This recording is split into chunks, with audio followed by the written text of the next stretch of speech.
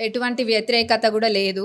ఎందుకంటే కాంగ్రెస్ ప్రభుత్వంలో ఇప్పుడు ఆర్థికంగా ఎంత చితికిపోయి ఉన్నా కానీ సన్న బియ్యమైన, ఇంద్రమ్మ ఇల్లు, రైతు భరోసా, ఇంకా అన్ని ప్రభుత్వ పథకాలు కూడా ఒక్కొక్కటి చేసుకుంటూ వస్తున్నాము. ఏదో ఆర్థికంగా బాలేదు అని చెప్పేసి అన్నీ ఆపి కూర్చోలేదు, చేస్తున్నాము. ఎక్కడ కూడా ఎటువంటి వ్యతిరేకత లేదు కాంగ్రెస్ ప్రభుత్వానికి. ఎందుకంటే ఎవరు చెయ్యలేని గొప్ప పనులు కాంగ్రెస్ ప్రభుత్వంలో ఇప్పుడు చేస్తున్నాము. మా గౌరవ ముఖ్యమంత్రి గారు మరి మంత్రుల ఆధ్వర్యంలో సన్న బియ్యము ఎవరు కూడా ఆలోచన చేయలేదు. ఈ సన్న బియ్యం అనేది నిజంగా కూడా చరిత్రలో నిలిచిపోతుంది. ఎంతసేపు ఆ దొడ్డు బియ్యం ఇస్తే అది వాళ్ళు అమ్ముకోవడం, కోడ్ల ఫామ్లకు అమ్ముకోవడం, పొడి కొట్టుకోవడం అట్లాంటివి చేసేటోళ్ళు, కానీ అది ఎవరికి కూడా అంత ఉపయోగపడకపోయేది. ఇంతకుముందు తినేటోళ్ళు, కానీ ఒక 10-15 ఏళ్ళకెళ్ళి కూడా ఎవరు తినట్లేరు.